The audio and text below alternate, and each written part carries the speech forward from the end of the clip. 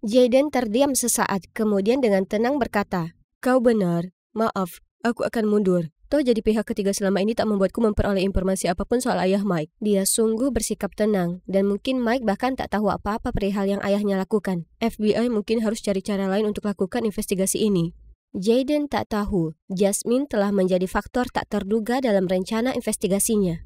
Setelah saat itu, Jasmine dan Mike kencan berdua saja. Tapi mereka membuat Jasmine merasa makin menjauh darinya. Kenapa wig ini harus begitu panjang?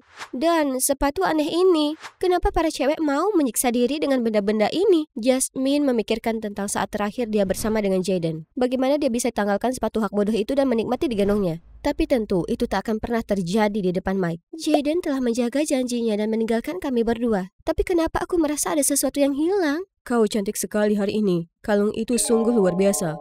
Iya, aku dapat dari lemari antik ayahku pagi ini. Tebakanku ini dulu milik seorang ratu Mesir kuno. Ayahku punya banyak sekali barang ini. Oh, benarkah? Bagaimana mungkin? Ya, ia punya minat besar mengoleksi barang antik dan telah memenuhi seluruh rumah kami dengan berbagai macam barang. Menarik. Saat itu, Mike tahu pasti apa yang harus dilakukan berikutnya pada Jasmine yang kaya dan naif, sementara dia masih saja sama sekali tak menyadarinya. Malam itu, Jasmine sulit tidur. Dia penasaran bagaimana Jaden bisa lenyap begitu saja. Baiklah, jangan sampai aku melihatmu lagi. Aku akan membuatmu menyaksikan aku makan 10 ember ayam lalu kemudian memaksamu lari 10 putaran sambil menggendongku.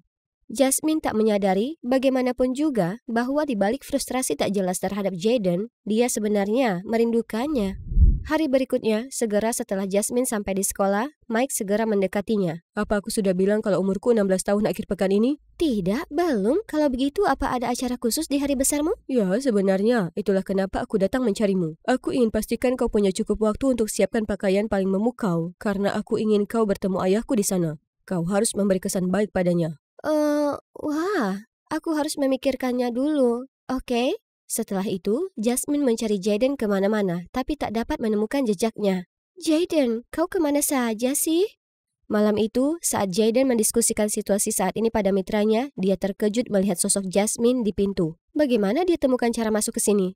Beraninya kau bolos beberapa hari ini. Apa kau sadar betapa banyak alasan yang harus kubuat untuk guru pembimbing hanya untuk dapatkan alamatmu? Kemudian Jasmine mulai memberitahu Jaden tentang kencan terakhirnya dengan Mike. Bagaimana dia merasa kalau Mike bukanlah pasangan yang cocok untuknya. Dan kalau Mike ingin memperkenalkannya ke ayahnya di pesta ulang tahun Mike. Kurasa harus kuakhiri semua sebelum ada keluarga yang terlibat. Namun, setelah tim FBI temui jalan buntu karena mereka tak bisa mendapat intel satupun, Jaden menyadari pesta ini kesempatan sekali seumur hidup untuk mereka menangkap pencuri itu. Tunggu, kau jangan terlalu cepat menyerah. Kau dulu bersikeras untuk dapatkan Mike. Jangan campakkan dia begitu saja. Setidaknya tunggu sampai setelah pesta untuk membuat keputusan. Ya, kau benar. Aku akan pergi ke pesta itu. Setelahnya, Jasmine pergi. Dia berusaha tak merasakan kesedihan yang menumpuk dalam dirinya. Tapi malam saat dia dan Jaden hampir berciuman terus muncul di kepalanya. Akankah semuanya berbeda jika ku akui perasaanku ke Jaden? Aku sebaiknya beritahu bagaimana perasaanku terhadapnya. Jadi Jasmine menuju ke tempat Jaden. Saat dia hampir di sana, dia melihatnya sedang menemui seseorang. Hah? Ada orang lain yang tinggal di rumah ini? Kenapa aku tak melihatnya waktu itu? Jasmine dengan cepat bersembunyi di balik dinding, tak terlihat. Pesta itu jelas tiket emas kita. Dan kami kira kau menyamar sebagai Jaden dan merombak penampilan cowok itu akan sia-sia. Dia perempuan dan namanya Jasmine. Oh, apa seseorang sedang jatuh hati? Jangan lupa kalau kau adalah agen FBI, James. Jaden saja. Jasmine tak percaya apa yang baru saja dia dengar dan lihat.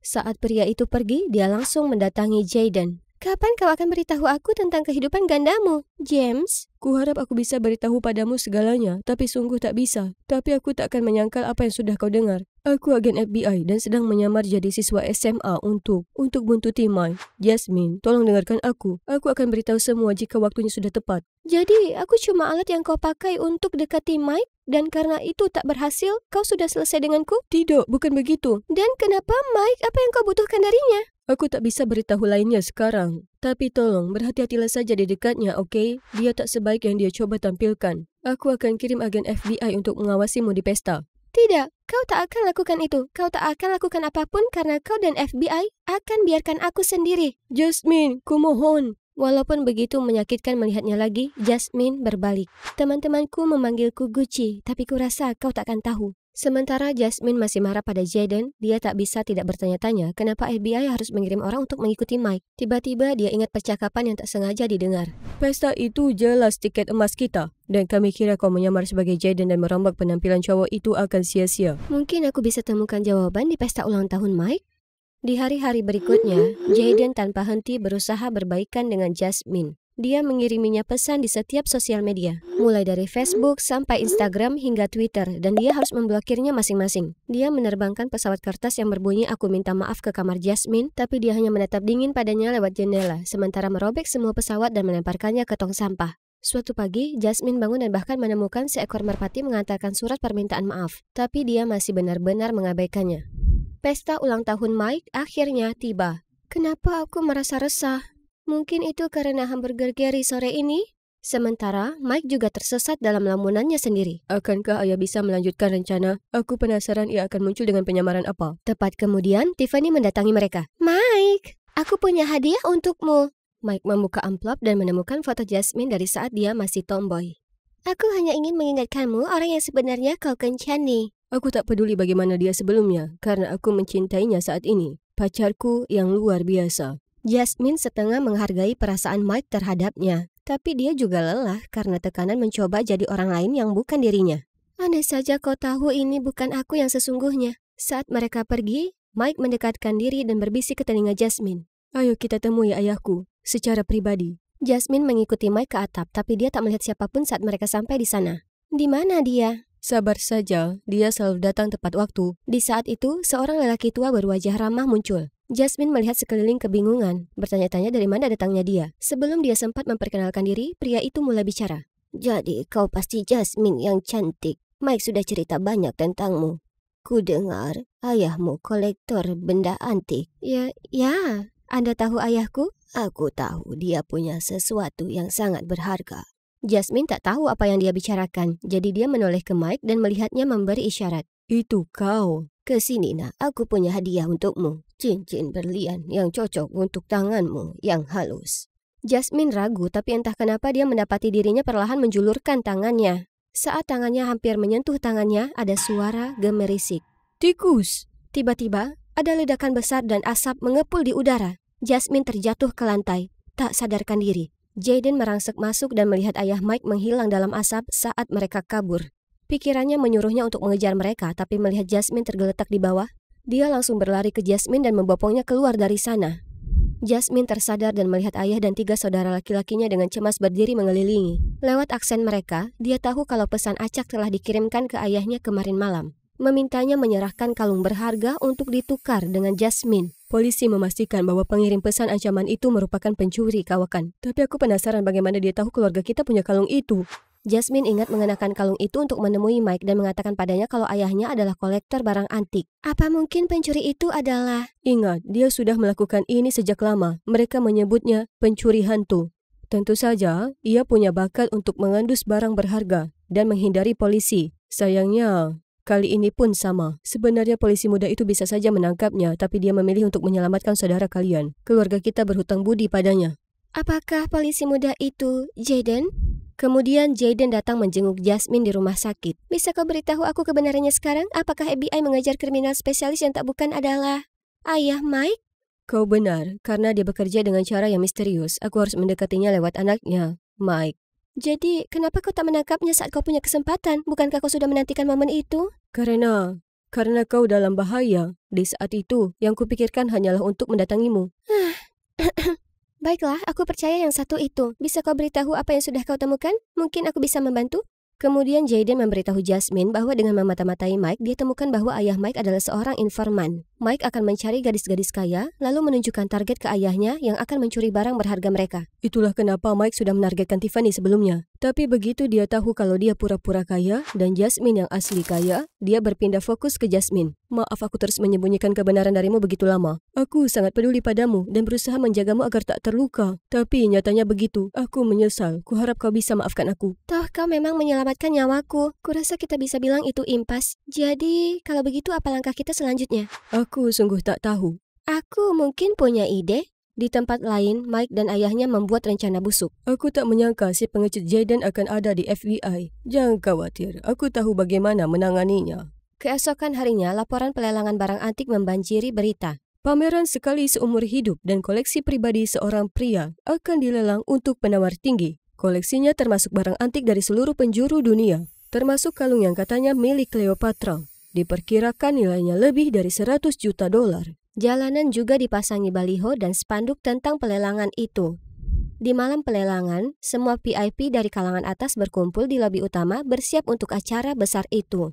Ditambah lagi, ratusan petugas keamanan dan polisi disewa untuk menjaga lelang perhiasan selama 24 jam seminggu. Sebelum lelang dimulai, ayah Jasmine memberikan kata sambutan kepada semua tamu undangan. Hadirin sekalian, saya merasa terhormat menyambut Anda semua dalam acara hari ini. Sebagaimana yang Anda tahu, saya mengkoleksi benda antik sebagai hobi. Jadi untuk membagi kebahagiaan yang dihadirkan koleksi ini kepada saya, keuntungan lelang hari ini akan disumbangkan ke panti asuhan. Pak, apa benar bahwa kalung Cleopatra juga akan dilelang hari ini? Itu benar, tapi sekarang tak ada di sini. Saat ini masih disimpan di tempat yang sangat aman sampai bahkan nyamuk pun tak bisa lewat dan akan ditampilkan saat babak final. Apakah Anda tak khawatir kalau pencuri hantu ahli penyamaran akan mencurinya? Ya, dia tentu saja bisa mencoba. Seluruh hadirin tergelak tanpa menyadari. Dari sebuah sudut, seorang wanita elegan sedang mengawasi mereka semua dengan seringai di wajahnya. Di jam 9 tepat, sementara suara pelelangan bergema di aula hotel, seseorang berkemeja hitam dan memakai ransel muncul di pintu, mencoba memasukkan kunci ke gembok. Berhenti! Tangan di atas kepala. Ketahuan kau pencuri. Aku bukan... Di lobi, kekacauan terjadi setelah diketahui bahwa pencuri hantu telah mendekati barang berharga itu. Jasmine juga sangat gugup. Tak lama, petugas polisi datang naik ke panggung. Saya mohon jangan khawatir, pencuri itu ditangkap polisi saat mencoba membuka pintu. Lelang akan lanjut sesuai jadwal. Semua orang merasa lega dan ruangan riuh dengan tepuk tangan. Di saat itu, wanita misterius dan elegan itu berjalan menuju lift secara diam, menuju ke geria tawang. Dia kemudian dengan cepat menyelinap masuk ke dalam ruangan dan mengambil kalung itu dengan mudah. Polisi-polisi bodoh itu pasti membawa si dungu itu ke kantor polisi sekarang. Dia lalu memasukkan kalung itu ke dalam tasnya lalu meninggalkan ruangan. Tiba-tiba, seorang petugas kebersihan tua menabraknya. Saya minta maaf sekali, Nona. Wanita elegan itu menggerutu, lalu menggunakan pintu darurat untuk bergegas naik ke atap. Di atap, sebuah helikopter sudah menunggu, dengan Mike di dalamnya. Ayah Mike dengan cepat memberinya kalung itu. Saat helikopter lepas landas, para polisi datang untuk menangkapnya. Kami akhirnya menangkapmu, dasar musang. Hahaha, aku masih dapat kalungnya. Aku menang lagi, kalian bodoh. Oh, maksudmu kalung ini? Apa? Bagaimana kau bisa? Ternyata Jaden telah menukar kotak saat mereka saling bertabrakan di aula. Setelah masuk ke dalam helikopter, Mike dengan penuh semangat membuka kotak itu, yang ternyata hanya sebuah mainan dongkrak lompat. Tidak! Setelah polisi membawa ayah Mike pergi, Jasmine dan ayahnya segera menuju Jaden. Terima kasih banyak telah menyelamatkan putriku dan masih menangkap pencurinya. Terima kasih atas bantuanmu. Kami tak mungkin menangkapnya jika kau tak menyusun acara ini. Semua ini ide Jasmine dan acara itu sendiri bukan pura-pura. Semua barang antik yang dilelang malam ini asli dan hasil penjualan tersebut akan tetap disumbangkan untuk amal. Kita berhasil. Kau benar, kita berhasil. Apa yang terjadi pada pencuri lain yang tertangkap sebelumnya? Oh, dia disewa untuk mengalihkan FBI, tapi kami tahu sejak awal dia bukanlah target pencuri kami. Untungnya, berita penangkapan adalah yang kami butuhkan untuk membuat ayah Mike bertindak dan membuatnya mengira dia bisa lolos begitu saja. Sekarang aku perlu tahu bagaimana kau menukar kotak-kotak itu dengan begitu mulus. Apa kau juga tukang sulap? Tidak, aku hanya diriku. Hari berikutnya, Jaden akhirnya mendapat waktu berdua bersama Jasmine, dan akhirnya waktunya untuk memberitahunya semuanya yang tersisa. Ini mungkin bukan wewenangku untuk bicara, tapi aku paham bagaimana perasaanmu, berusaha menjadi seseorang. Ya, inilah pekerjaanku. Tapi bukan tugasmu untuk berubah agar orang lain menyukaimu. Orang yang tepat adalah yang mencintaimu apa adanya. Orang seperti, aku. Jasmine tersentuh. Dia punya banyak hal yang ingin dia katakan, tapi dia cuma tak bisa berkata-kata. Dia menoleh ke arah Jaden dan setelah melihat profil sampingnya, dia tersipu malu. Aku... Apa kau baik-baik saja? Jasmine akan merespon, tapi dia cegukan lagi. Kurasa aku tahu apa yang harus dilakukan.